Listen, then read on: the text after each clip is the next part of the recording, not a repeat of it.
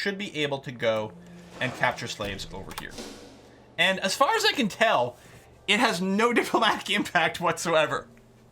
I might be wrong. We're going to check again. Oh, why can't I do it? Do you need to have more? Oh, you have to have more than 5. 5 is not enough.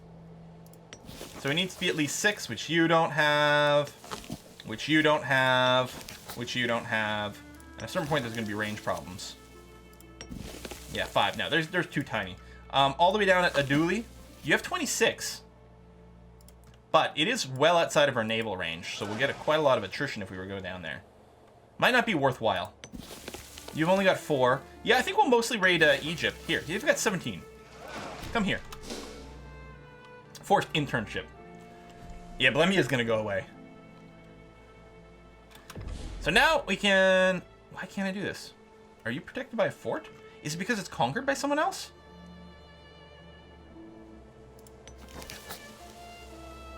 Maybe because it's currently occupied. There might be something weird going on.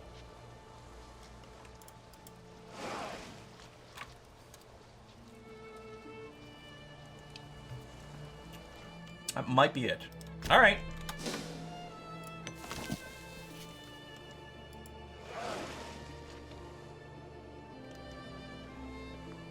Pretender support. Yeah, that's fine.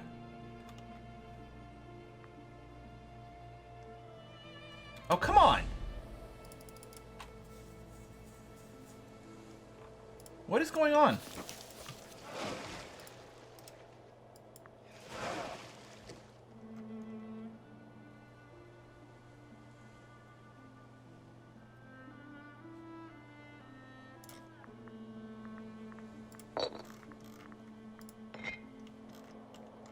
They have no fort. Yeah, if they have level 1 fort, you need 11 ships. That's not it, though. They have no fort here.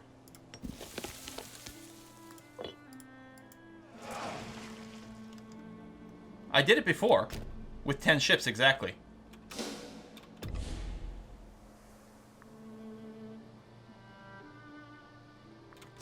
It's not slaves. You can capture, like, tribesmen and freemen and stuff like that. It might be because they're at war.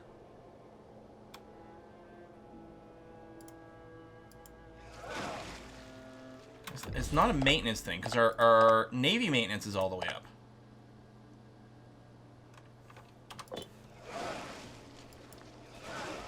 I don't think the ship types matter for raiding. It doesn't tell us why it's not going. I did admittedly have 10 Liburians last time, and not a trireme. But they're both light ships. Alright, we'll tell you what, let's see if we can raid, because apparently we can go through here. I had not even realized this. We're going to move up to Phrygia. Although they're also in a war. So it's not a checkbox. It's not raiding like, Ah, there you go! I can slave raid here!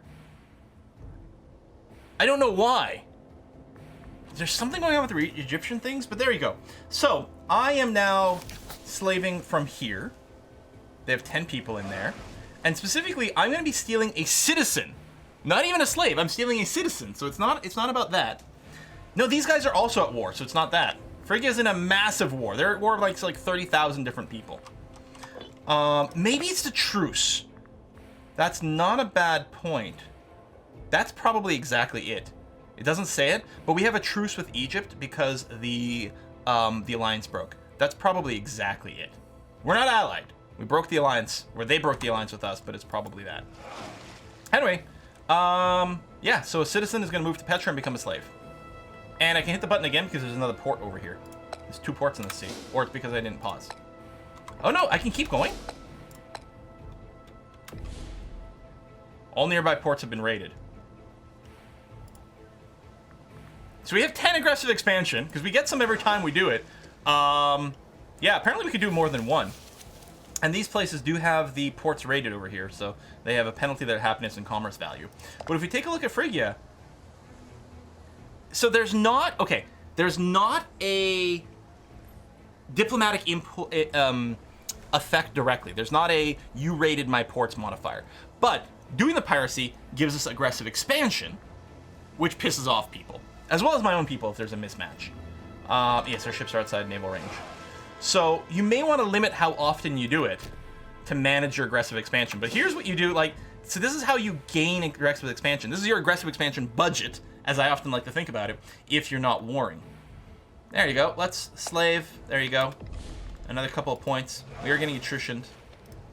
That's fine. So yeah, there's not a modifier directly. Yeah, I know it tells you it builds AE, but I wasn't sure if it also built another modifier. But yeah, just aggressive expansion. It's fine. Oh. Apparently above 50 is when the really serious penalties kick in.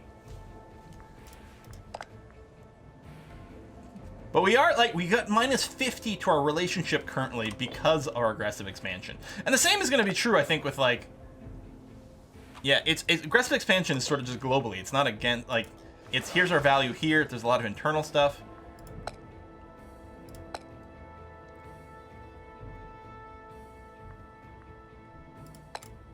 Okay, we're gonna run home now. We'll let that burn off a little bit, and then we'll make another run on Egypt. Okay, yeah, no, I'm really pleased with this, and in fact, getting the ships free is great. So apparently, Nabisha is like our pirate haven. That's what we are over here. A pirating we will go. So we have a bunch of unhappy slaves. Who would have thought some slaves could be unhappy? But our income should go up because we should be getting more tax money because our slaves are producing more goods. Mission can be completed. Right, that would give us our,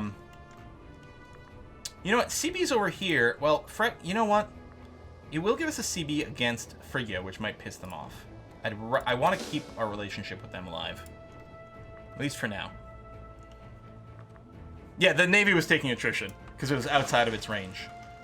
Actually, I guess we can dock ourselves right over there. That sounds pretty good. Okay. You know, sure, fine. Ooh, disagreement at highest level. Shar Ugarid, a man of sound reputation, and Ilyafa Ugarid, a nobleman of great virtue, have recently started to spar furiously while attending the court. Such behavior is unbecoming of these people of stature, however, we have been called upon to take a side. So we can side with one. So one is our chancellor. One is the head of the family. Oh, we become friends. Whoever we side with, we become friends with.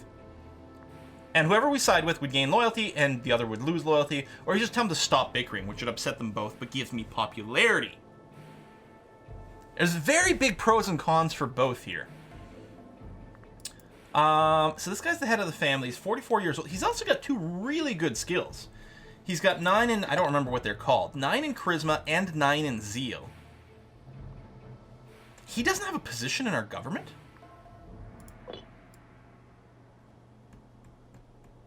I don't think the land army was getting...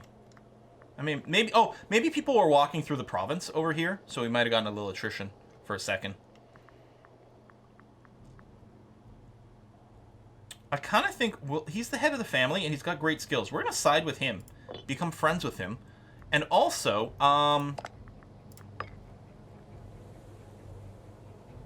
yeah, see, these guys have a skill of 9 in zeal and this here.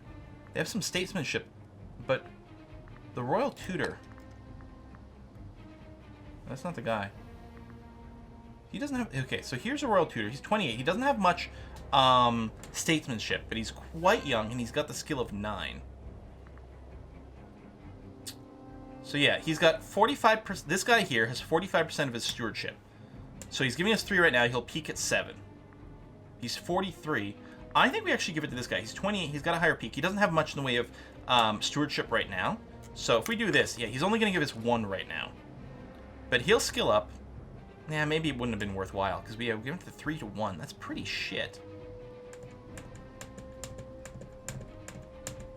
Stewardship really is quite important. Now, you can train some people up, because I think the governor positions don't use stewardship. I think you could only get up to 25% stewardship from being there. But it's almost like we want to take a look at people. See, oh, this guy here, he's got 67% stewardship. And an 8 point in zeal. So it feels like what we should do is we should replace him.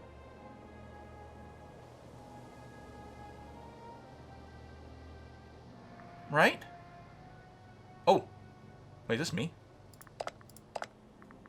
That's me. Never mind.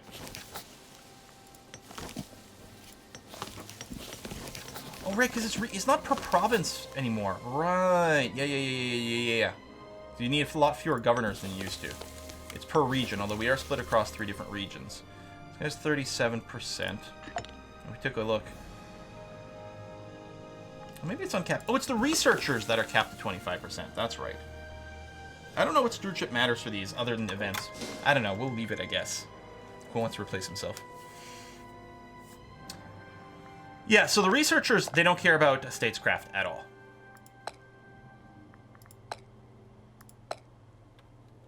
So if we had someone that was, see, these guys have 32. If we had someone who was like a better skill but didn't have statecraft, it'd be a good place to train them. I mean, these guys are both at a, oh, he's at an 8.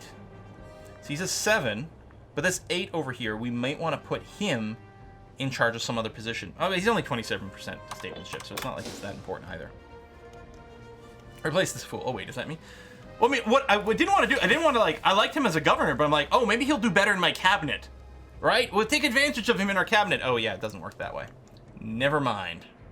Are there any interactions I can do with myself that would be useful right now? I can grant myself some holdings. Grant myself Petra.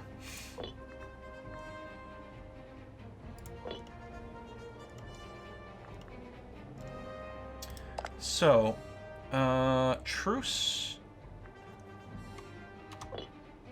Hang on. So, Egypt has a truce with me, but I don't have a truce with Egypt because they broke it with me.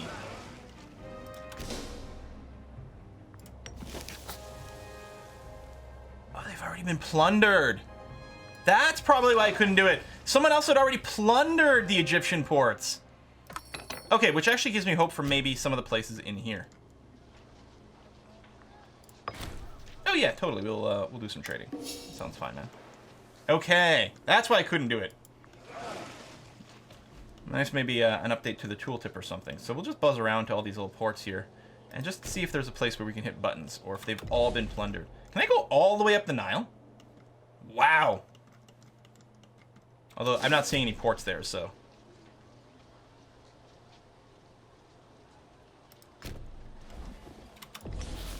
Have you been plundered? You might have a fort guarding you here.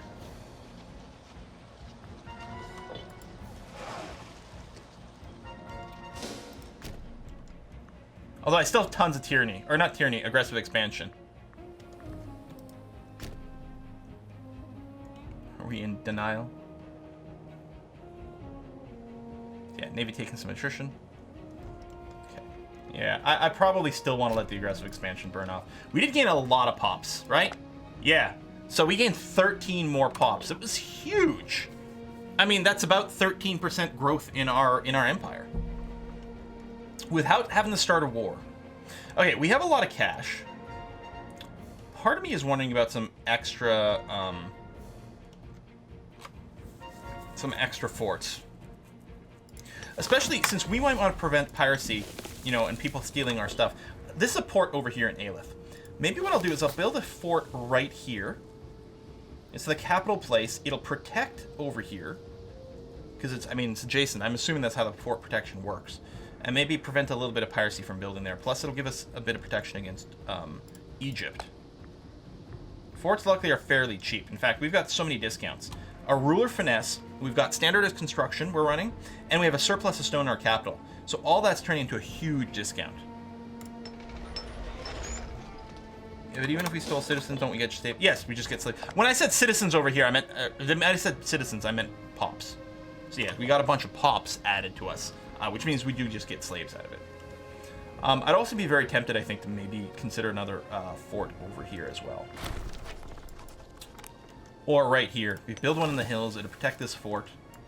Veneration of ancestors. Okay. Deep in the forgotten rural hinterlands of Sabka, in Arabia Petra. Sabka is right over here. A cult venerating our ancestors instead of our gods has become somewhat prominent among the locals. Speaking at length about our ancient traditions and ways, they are looking to the past for guidance on how to live our lives. Bringing these cultists into our society would make us connect more closely with the rural elements of our society, at the cost of our relationship with our urban subjects. So, I don't know if that's actually represented. No, they're all Arabic. There's no modifier right now. And say they are right, we should look back to our past for guidance. What would happen is the Ancestor Veneration cult will become more well-known and accepted in Imbatia. We would lose 5 stability. Until the end of the game, we would have decreased civilization.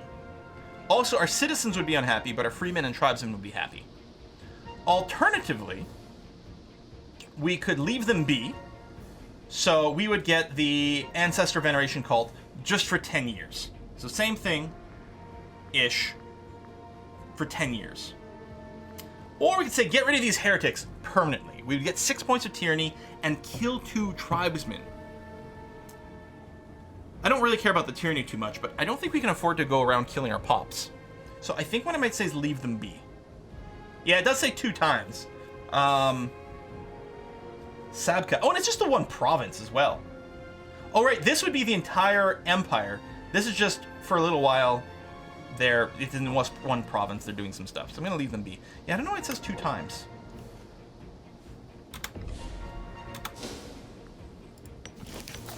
Certainly not affecting anything else other than this 1 province. Another child is born. I'm going to grab a name of a subscriber from chat. We're going to have Impossible. Impossible MK. Impossible. Oh, stability just dropped. That's okay.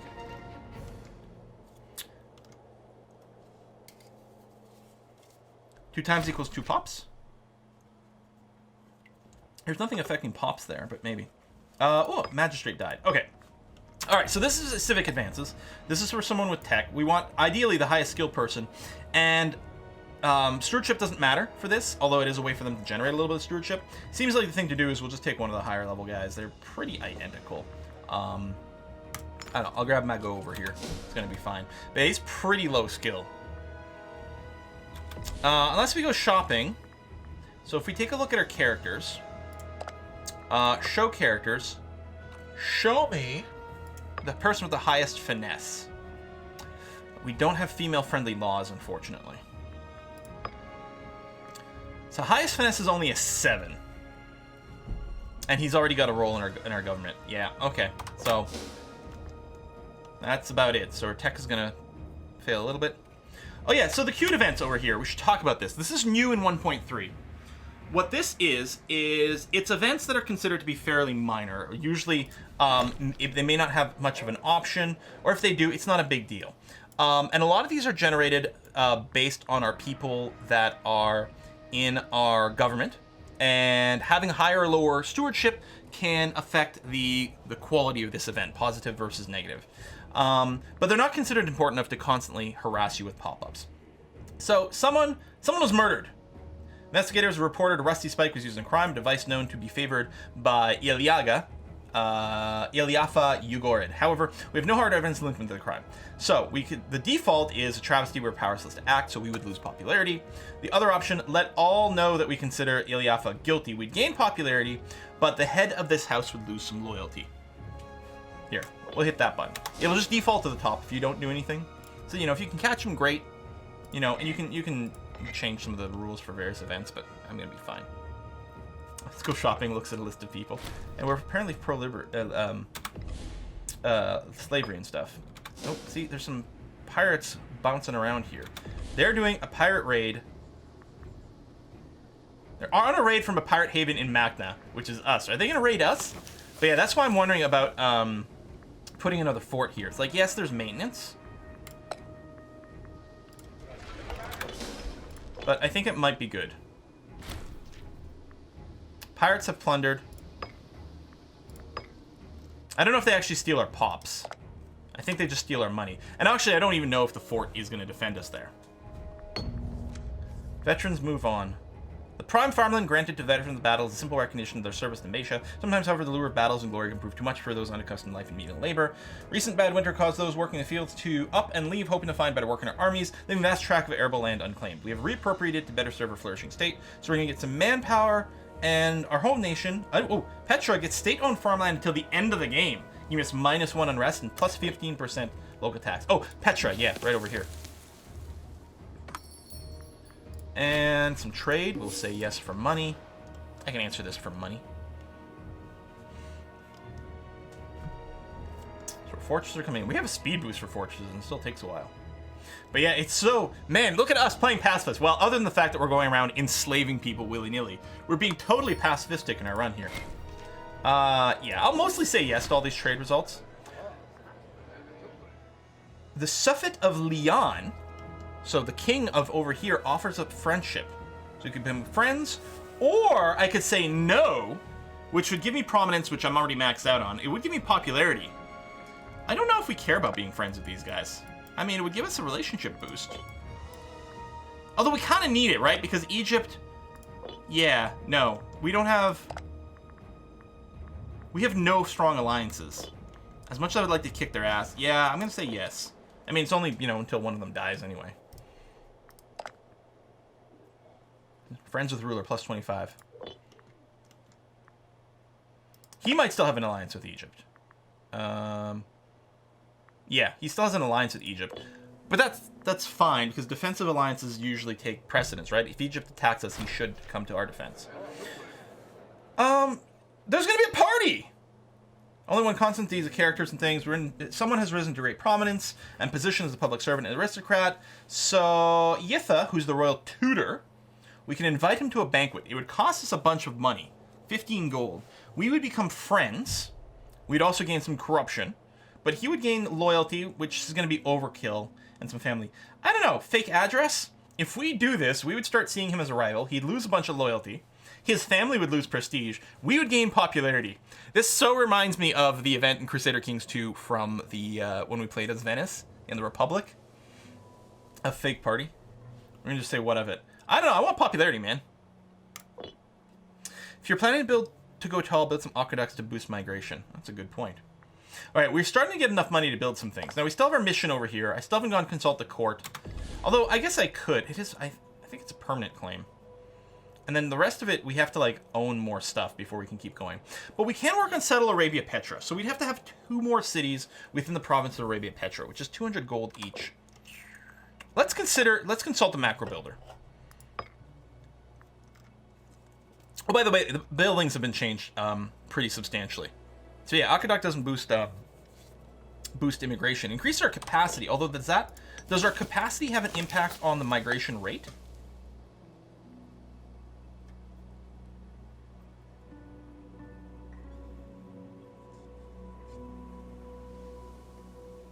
I don't know. Actually, we're nearly capped on our population in Petra. I did not realize that.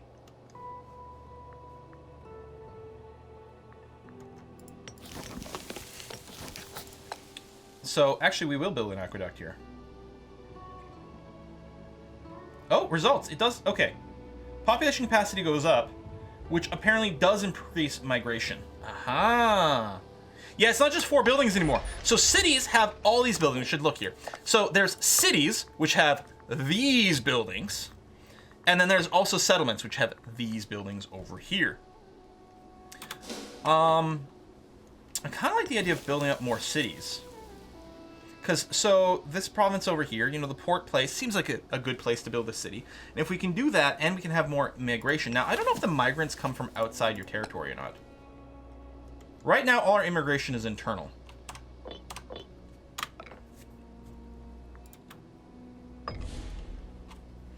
don't know, I think we still go for taxes.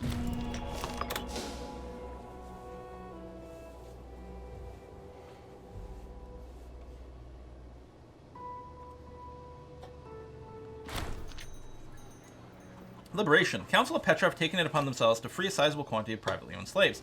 We could intervene if we think it's best. Letting slaves get too comfortable could have repercussions. For freedom! Which gives popularity and turns slaves into freemen. Or we could say, how would our governor manage without slaves, which would give us corruption, lose popularity, give us a little bit of money. I'm actually kind of okay with them. This is in our capital, migrating up to freemen, which does mostly give us a bunch of manpower. But these guys can always upgrade to citizens later, which is research, which I think would be a good idea. For freedom!